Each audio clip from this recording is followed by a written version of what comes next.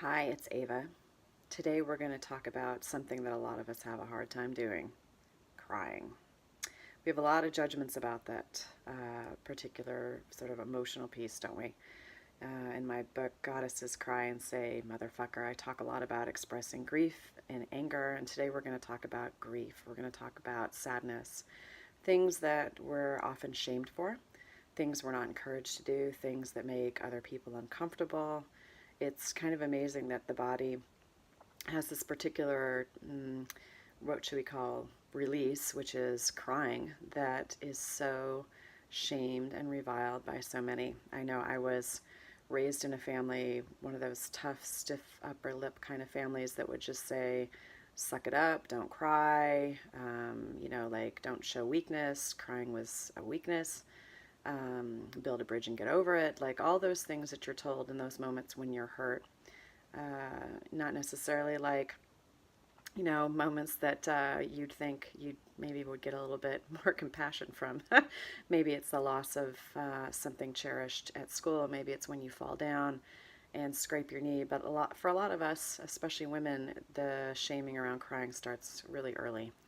And on the flip side, of course, we've got, the perspective about females using tears to manipulate people. And so we're going to talk about some of that, but we're also just going to go and really ground into the one true fact, which is goddesses cry. We're human and we hurt. And I thought today was one of those days where I was going to be vulnerable because I've been crying. And I was going to talk about this because it's really important. I know that when I learned that some of the people that I really admired had cried. For example, I remember Oprah talking about on Super Soul Sunday how she went into the bathroom and called Maya Angelou crying at her own party. I just thought, oh my God, thank God I'm not the only person who like has moments where they want to cry. And one particular person that I also really respected, who was a good teacher to me early on, she used to say she had meltdowns, and I was like, oh my goodness, like it was so nice to hear that strong and independent, heart centered women also were human just like me. And so I am basically doing this video as a way of saying I'm human too. I cry. This has been a tough summer for me with a lot of loss and a lot of betrayals and sort of like eye-opening things about certain people and behaviors that I just couldn't, that were really hurtful. And so I've been allowing myself to grieve that and feel that loss of friendships and some family connections and some other sort of pieces. But people that you love, when you feel hurt from what like they do and you need to move on, there is sort of grief. But there's also other types of reasons that we, get hurt. Failure, perhaps. Perhaps we have a perspective that we failed at something or we didn't get something. Perhaps we have a marriage that isn't going so well and we don't feel heard, we're not really loved, we're not touched, we're not listened to. And so there's a lot of sadness around that. And so one of the things about sadness or grief is that if we don't express it, if we don't allow it to move through us, don't make time to just sort of sit down and grab a Kleenex box, which is what I did today, and just like cry and just let it sort of like come out, we can move into depression. And that's something in my early years, since I didn't cry until I was pretty much 25 when I was seriously ill and almost died. I had never cried before. I had stuffed everything inside to be that tough person that I was told I was supposed to be that person who was impervious, basically a person who wasn't human. Because the truth is, we are human and we do get hurt. Of course, we know that men are shamed for crying too and expressing that feeling. And so we as goddess women, especially, we can go and, be really compassionate and sympathetic and loving to men who really do feel that hurt. I remember being the person when one of my best friends was dying of cancer 3 years ago. I was the one that all the men like cried with because I would go up to them and I would pretty much enfold them in my arms and I would give them permission to let go, because losing that that wife of my good friend, losing that cousin, losing that cherished person, that cherished friend that we all loved so much, it hurt like hell. It hurt like hell. And so allowing men to cry too is a really important thing that we can do as goddess women to sort of encourage all of us just being human. But also for those of us who are raising children, we can also sort of check in and see how are we handling situations and when our children get hurt. Do we allow them to go and express that kind of sadness? Do we allow them to, do we comfort them and cuddle them when they cry? Do we sort of try to say, like, buck up? Like, don't do that, buck up. And can we make maybe an adjustment to where we allow them to feel strong and powerful, but at the same time human too, because allowing that vulnerability and allowing that human emotion is something that I've learned is one of the most loving and powerful things that I can do for myself. Because honestly, once it moves through, I tend to always feel lighter and happier and more heart-centered. It's like my heart gets way down with whatever that sorrow happens to be. And sometimes, it could be that you hit your knee and that hurts. And so, it's like, okay, like maybe there are a few tears because pain in crying just sort of like it's just the formula the body's got worked out. However, there might be sort of other things in which it's magnified. Maybe you're going through a divorce. Maybe you've had a miscarriage.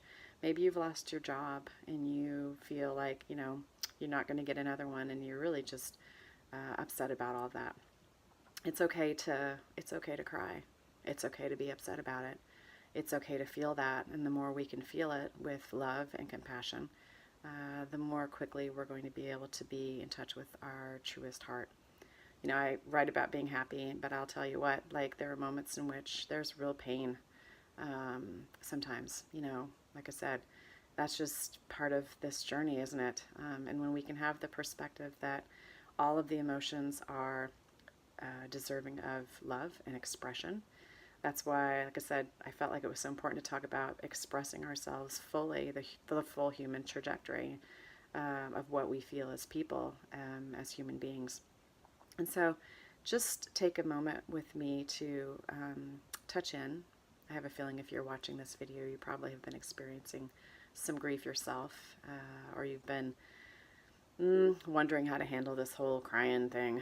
I can't say that I'm always still like excited when it sort of shows up and I need to like take a moment. But I try to let go of the judgments that I have around it. And so let's just clear a few judgments that we've got maybe sort of still lingering anywhere that we're afraid that people judge us or think that we don't have it together. Or maybe we don't feel like we can cry in front of our kids and just sort of say like mommy or daddy's having like a tough day.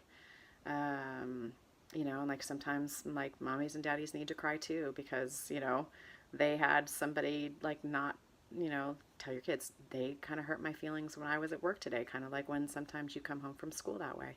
So I think trying to be able to allow that, but also allow an open space in the relationships that we've got is really important. So anywhere we're just afraid that if we cry or if we sort of show that type of vulnerability, it's going to be misunderstood, used against us, make someone uncomfortable. Let's just all take a deep breath here. We're just going to clear all that out. Maybe there are people in your family who, told you crying isn't okay. You need to like be tougher. Maybe you need to go and like, keep that to yourself.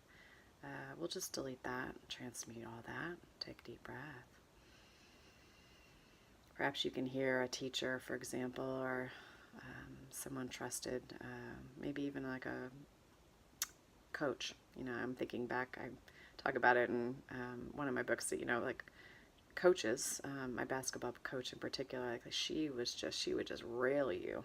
And if you ended up falling and hurting yourself, she could really go at you. And there's sometimes like, significant pain with, with all of that. And so maybe it's a coach who told you, that you needed to just like, be tougher. And, when your dad died and you went to sort of say something to the coach, they didn't really have much compassion for you, and said like, you don't express any of that. Like, that's not okay. Just take a moment to let that go too. Whatever memories are filtering, just allow them to come up. We're just going to open our hearts just a little bit more. I know this is hard for some of you. I can feel like the resistance. It's the pushing. It's like trying to push things away. Like, no, no, no, no, no, I know, really, no, not so sure I want to feel that. Not so sure I want to feel that. But that's okay. We're all just going to take each other's hands energetically in spirit, and we're just going to go and release all these judgments. I know there's some people who think that once they get started crying, they're never going to stop. Boy, I remember that. Once I sort of like opened the floodgates, or I should say, I was so sick that I didn't have enough strength to fight the floodgates.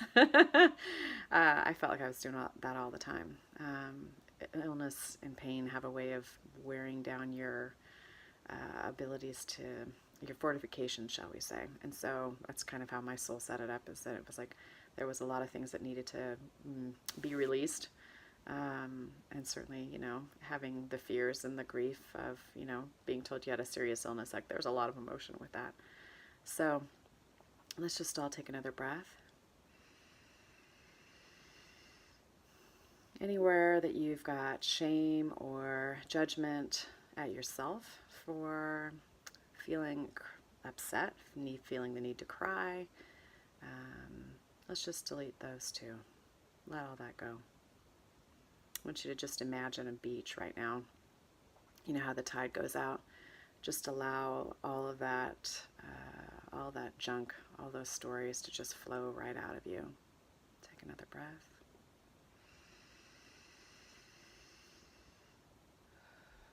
Yeah.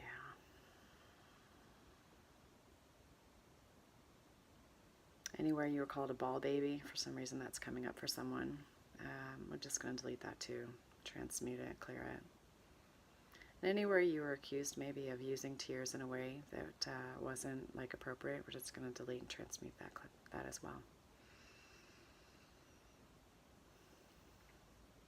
Have you ever gotten the friendly pat on the back when, like you're crying and someone like comes up to you and they hug you, but they pretty much are so uncomfortable, they're like stiff and like they're like pat pat, and pretty much release you as soon as they can because they're so uncomfortable. That's just them not being able to accept their own humanity, basically. And that's okay. That's just where they are. It's always good to have somebody that you can go and count on. But if not, you can just count on yourself, because that's the greatest gift you can give yourself. So let's just take another breath.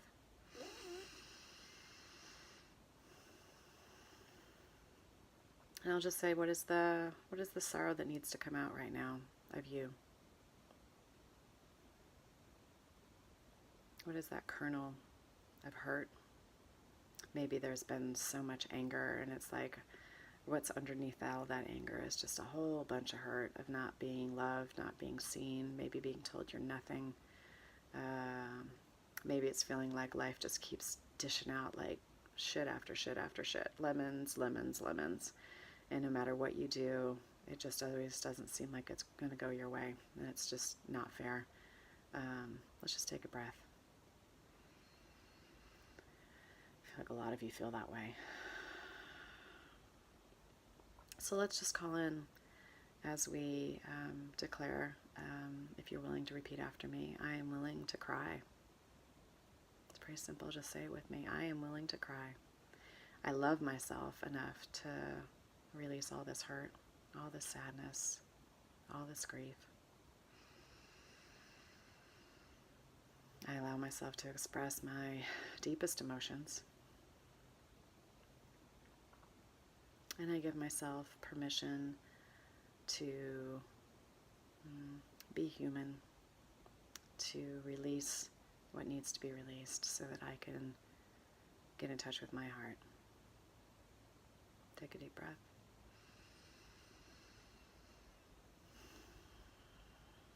And how about we say too, I give other people permission to be human and to cry in front of me. Maybe you're in need of like a little bit of a change with your spouse. Maybe you're the one who wants him to always be the tough man, and he has a hard time being vulnerable even though he's been hurt too. Maybe in the fights he's the one that walks away because he just knows that he can't go and really show that he's been really hurt by whatever you guys have been fighting about. maybe it's time to shift that perspective, and maybe it's time to shift that script and have a conversation about that. Yeah. Because the truth is, we're all just trying to do the best we can, right? And there are things that come up that sometimes we understand, sometimes we don't. Sometimes it's things that we do that have consequences that maybe, we didn't own or didn't, sort of foresee. Whatever the reason is, it doesn't matter. Hurt is hurt, and it's kind of funny that we put all these stories on all of it, but at the same time, like, hurt is pretty simple. Like, when it hurts, right? And the reasons don't really seem to matter. So just allow yourself to maybe be in that space. Feel what that kernel is. We'll just take another, wonderful, breath together. And let's just call in, as we're all sort of owning and loving ourselves in this state where we cry and grieve and feel sadness, that we also declare that there are good things happening, that we are supported, that we are loved, and that we love ourselves. I know when I'm in that space, one of the things that I always try to do is to remember what I'm grateful for. Like, one of the blessings, for example, of the past couple days, or maybe that day. And I try to remember that not everything feels like it's ending, because sadness feels like a lot of loss, right? It's like ending. I try to hold on to that hope, that peace, that it's not going to always feel like this. And when you're in the midst of it, that's always a nice anchor. So let's just take one last breath. All that tightness in your chest just wants to sort of wash through. Feeling like it's going to burst out, right? So let's just all go and have the intention of allowing more spirit, more of the universe, more of God, goddess, whatever you want to call it, whatever you call it, just to go and flood into your hearts. Maybe say, I need help. I need help right now. I'm hurting and I need more help. And so just allow that divine love to shower through.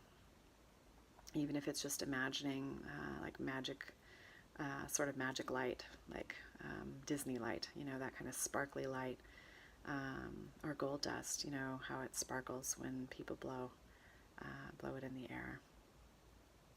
Just try to allow that to filter in and around you. To know that there's nothing wrong with crying. There's nothing wrong with you. This is just something that's you're feeling, but it doesn't define you. It doesn't mean that there's anything really to fix. It just means it just needs to go.